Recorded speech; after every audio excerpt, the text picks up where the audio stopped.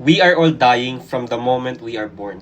Papanood ko sa inyo yung scientific explanation kung bakit tayo tumatanda at namamatay. While many search for the proverbial fountain of youth, you might be wondering, why do we age in the first place? We actually have a biological clock buried within our genetic makeup, and this clock can only run for so long. In other words, we're programmed to die. Our bones and muscles weaken, our skin wrinkles, our immune system gets weaker. We lose our memory and our senses diminish. Now, ito naman yung biblical explanation kung bakit tayo tumatanda at namamatay. Romans 5 verse 12.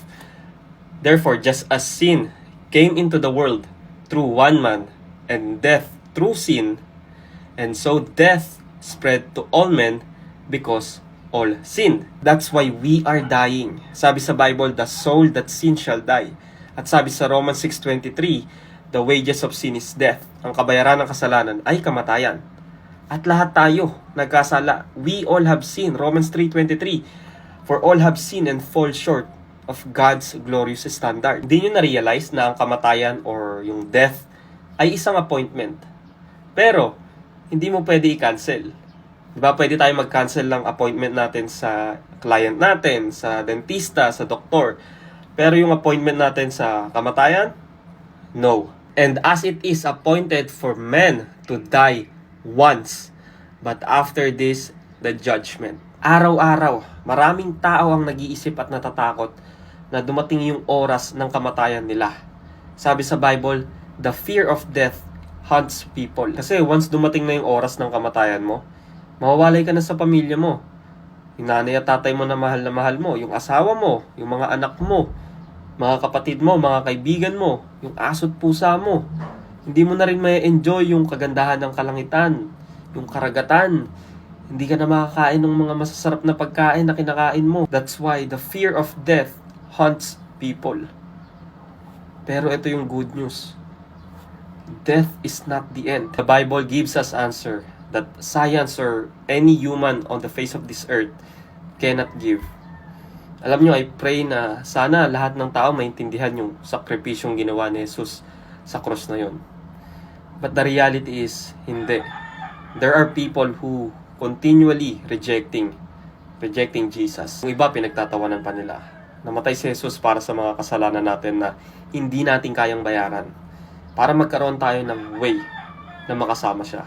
Kasi itong flesh natin, itong katawan natin, impossible na masave to. We are made from dust, and to the dust we shall return.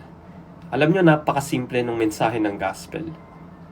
We don't have any power to save ourselves. Kaya kailangan nating mag-cry out ng help. We needed a Savior, and that is Jesus. Napakasikat na verse yung John 3:16, for God so loved the world.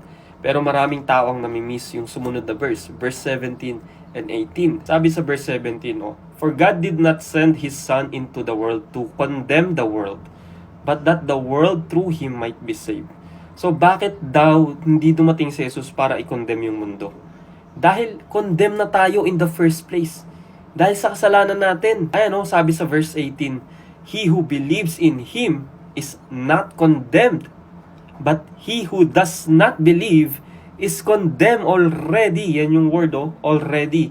Because he has not believed in the name of the only begotten Son of God. Kaya mamimili ka lang dyan manatili kang condemn dahil nire-reject mo si Jesus Christ, or maligtas through His finished work on the cross. Sinong may ayaw ng eternal life? Eternal life na wala ng pain, wala ng sorrow, wala ng crying, wala ng overthinking, wala ng mga bills, especially wala ng death. Gusto natin lahat yon. And sabi sa Bible, God is giving us free gift, libreng regalo of eternal life. So it's up to us kung tatanggapin natin yon or i-reject natin. And do you even understand kung ano ang meaning ng eternal? Eternal is unending. Sige, computein nyo yung billion years, trillion years, quadrillion years, quintillion years. Napakadaming zero nun, di ba? O kahit yung pinakamalaki, yung centillion. Yung centillion, 303 na zero yun. Panis lahat yan sa eternal life. Kasi forever yon, unending, eternity. Ganun kahaba ang magiging buhay natin kasama ang Diyos. Imagine, walang katapusan. So today, I encourage you to repent and put your true or genuine faith in Christ alone. Be born again, receive the Holy Spirit. Kapag nangyari yon, you can hold on to His promise, which is eternal life. Sabi sa Bible, it's impossible for God to lie. So you can hold on to that promise. Amen?